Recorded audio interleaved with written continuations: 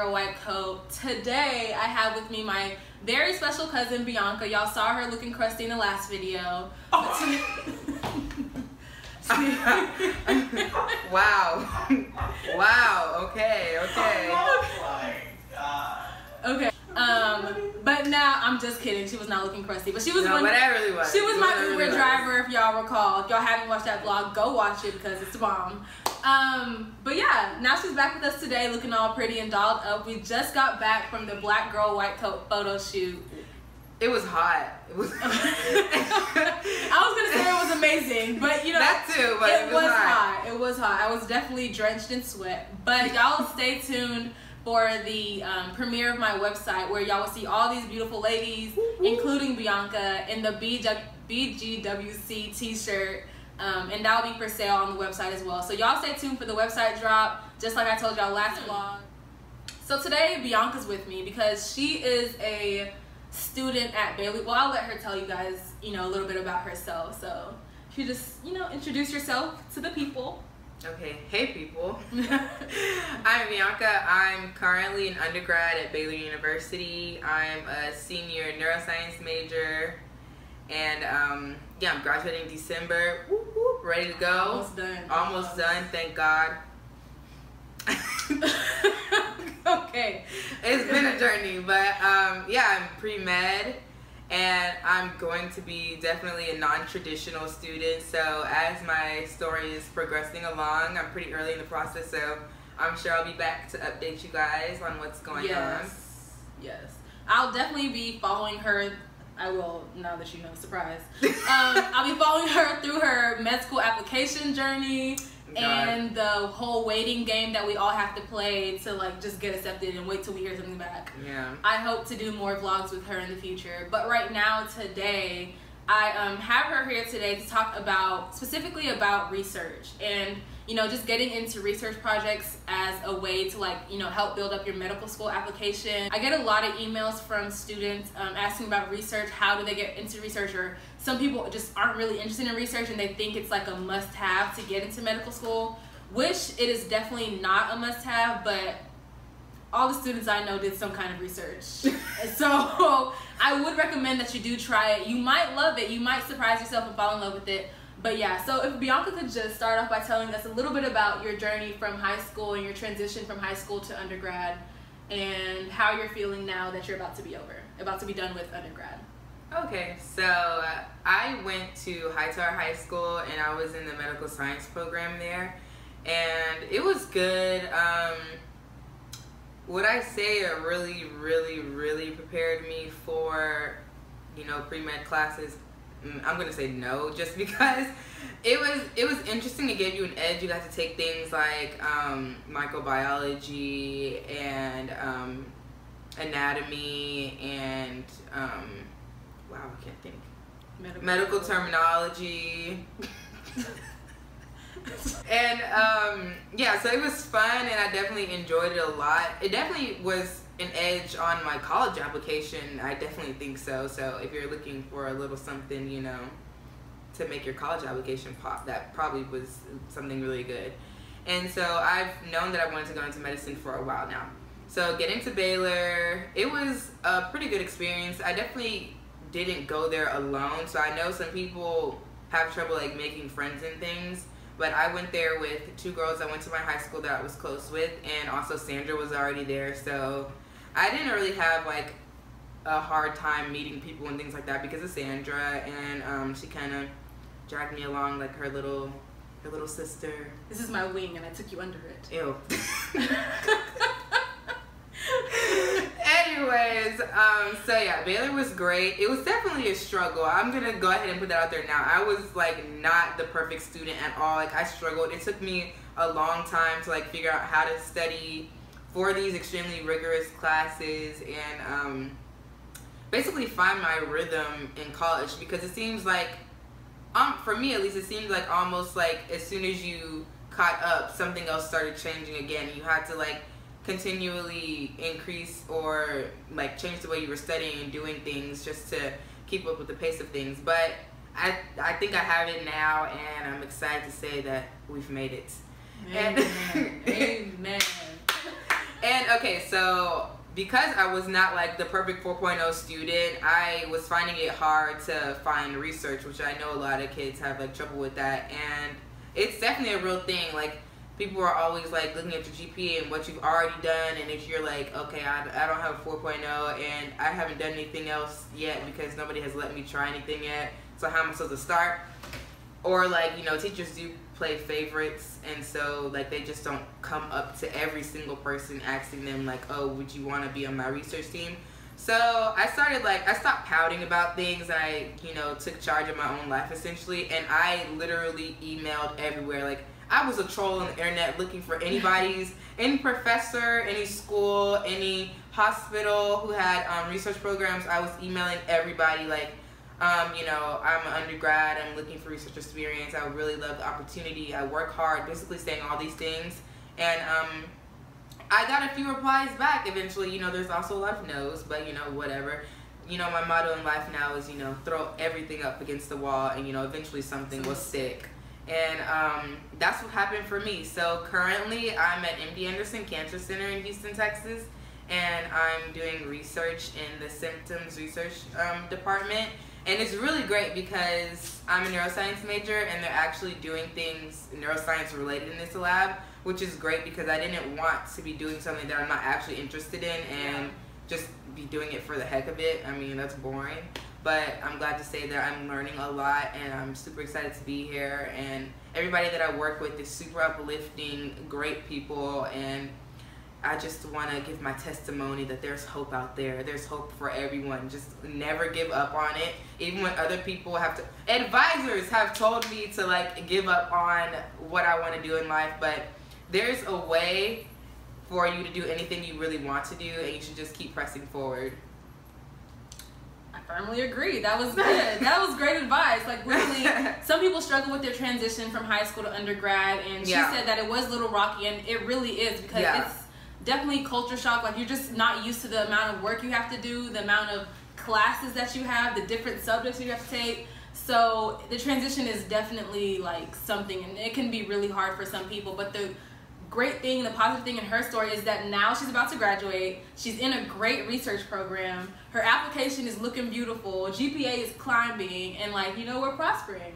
So sometimes it's not about how you start, but how you finish, and you know, how we have some extras on the side. Not about how you start, but about how you finish. And Bianca here is really finishing strong. So I just wanted to bring her on this Finding Your Why series, just to, you know, get a little bit into her head, and like just to have you guys, you know, see from another like different perspective, with somebody who, you know, is still in undergrad and is currently doing the things necessary to build up that medical school application. So I just wanted to ask you, like, do you remember any specific event that made you specifically want to be a doctor, or like what has driven you throughout undergrad to be pre-med and to follow that path? Because pre-med in undergrad is not easy. It is, especially if you go, like, I feel like we're blessed because we go to Baylor, because, well, that we went to Baylor, or I went to Baylor, she's still in Baylor, because we have a great pre-med program, and like, they're always there, like, there are advisors that are specifically there for medical school, like, you know, keep us on track with the classes that we have to take. But at some schools, there's no pre-health program, there's no pre-med program. You have to make your course list by yourself. Like, they're not going to help you. They don't know anything you talk about when you talk about medical school. So I think we were blessed in that fact that we went to a school with a great program like that.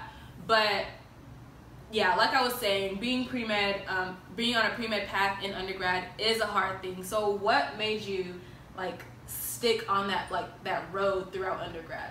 I would just say it's a lot of different factors. One, I just really can't see myself doing anything else. I definitely think that you should try and like immerse yourself in like as many different ways to like just be around healthcare, and it'll really like continually motivate you if that's something you really want to do, because it's extremely easy to lose motivation because it is such a long journey.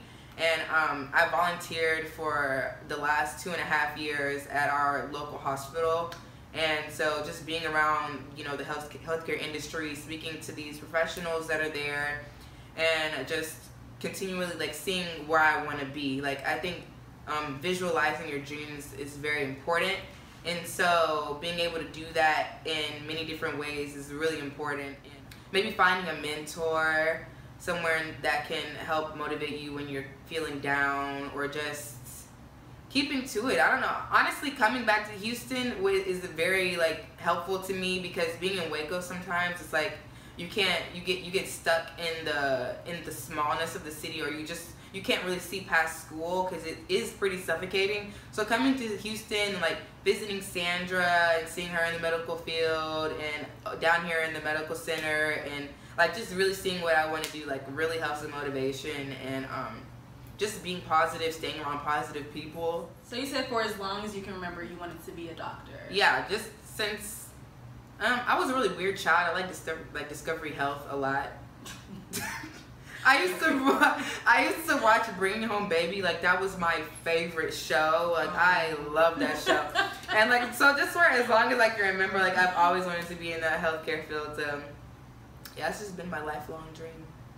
And just like she said, it's really important to find motivation, just like I talked about in a couple vlogs ago, to find motivation through undergrad, through medical. Like, you're gonna need to like have a continuous source of motivation, inspiration, because it does get pretty grueling at times. Rough. And I know there've been times when me and Bianca just sat on the phone, you know, her in Waco and me here, looking at houses, you know, houses that we can't afford, that we will one day be able to afford in Jesus' mighty name. Amen. Wow. But sometimes we literally just look at houses, or like, no, we shop heavy, like, oh no, but we need an extra bathroom on this floor. It's like, we be like, oh, this house isn't good because there's no guest bathroom. Yeah, like, where is my mom gonna sleep?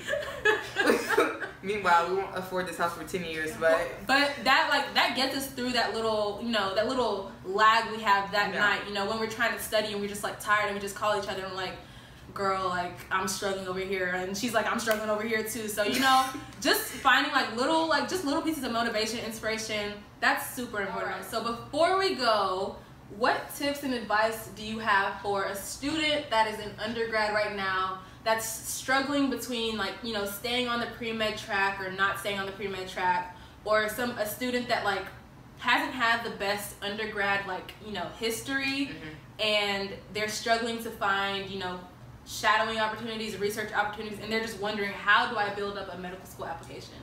What advice do you give to those students who are now currently in undergrad? I would say, number one, like, if this is what you really want to do, and you know that there's nothing else out there for you, and there's something else that you can honestly see yourself doing, you need to fight for your dream, honestly. If there's a will, there's a way, and that's just the truth of it, because I've like had my pity party about things before too, but when you start trying and really putting in the effort and work, even when people tell you no, you can honestly go so far. There's so many opportunities out here. Like, if nobody's gonna give you anything, you need to like go out there and get it for yourself. Like, everything is not gonna fall in your lap. And I know it is easier. Like, some people, like, things do fall in their lap, and you know, we thank them. You know, God is on their side. God is also on your side, because He gave you a voice, so you should use it. And, you know, don't be afraid to go ask for the things that you want. Like, the worst people can tell you is no. And you just can't be afraid of that word anymore. You're not a failure. You just have to really know that deep within yourself. Students who are struggling to get, like, opportunities to build their application. So the shadowing. Yeah. So I'm just sure. Ask. Yeah. Honestly, just, like, really Google is the best. Just go on there, find people's emails, like, wherever you want to be at. Like, find who you want to talk to. Email them, ask, call offices, and people will get back to you eventually. Like, I promise. Like, some places don't even ask like about your grades or your history. Like, they're just interested in the fact that you went through all of this effort to even reach out in the first place. That means that you're serious. And there's so many avenues for you to get where you want to be. So just don't give up and just keep reaching out. That's great advice. Like she said, sometimes things just don't fall in your lap. Sometimes, you know, it's easy to get stuck in like looking at other people around you, and it seems like they're getting everything they want. Like, they are going straight from undergrad to medical school. Like, how come I got rejected once or twice, you know, 2 years in a row? Or they got this research opportunity and I got denied from like 3. Or they got this and I didn't get anything, but like I worked so much harder. Like, it's easy to get stuck in that place of comparison and of, you know, like feeling ashamed and feeling like little and inferior. But like she said, sometimes it just might take extra on your part where you might just have to go out there and reach for it yourself. Like you have to go get it yourself. You have to be a go-getter. You have that fear of rejection that you have has to go away. You know, the timidness, the shyness, that has to go away. Sometimes you just have to reach out and go get it on your own. And that's really what I've seen in Bianca, and it's been amazing to see her grow from the little kid in diapers, you know. I act like I'm really old, like I know. So much older than her, but she's really not that much older. I'm not, but she's always gonna be a baby in my eyes. She's probably still 16. I'm not really sure. So yeah, so that wraps up our episode, y'all. If y'all have any questions directed towards Bianca or myself, just send me an email. The email is always at the end of these videos. A lot of y'all ask me for my email, which tells me that y'all don't watch the end of the video. So, but it's okay. Was that attitude? But it's okay. No, it's not. Yes, it is. It's okay though, because I still love y'all. But my email will be at the end of this video, and it'll be below in the description section. And y'all can follow me on Instagram, send me DMs or anything y'all want. Y'all like, comment, subscribe, and share. Contact me for anything else. Yeah, Finding Your Why series continues with a couple more episodes, and then it'll be done. And y'all also stay tuned for the drop of the link of my Black Girl White Coat website. Y'all stay tuned for that. The photo shoot we had today was amazing. Y'all go to Instagram if y'all want to see some more pictures or some behind the scene pictures. And yeah, I'm sure y'all love that. Thanks again for watching another episode of Black Girl White Coat. Bye!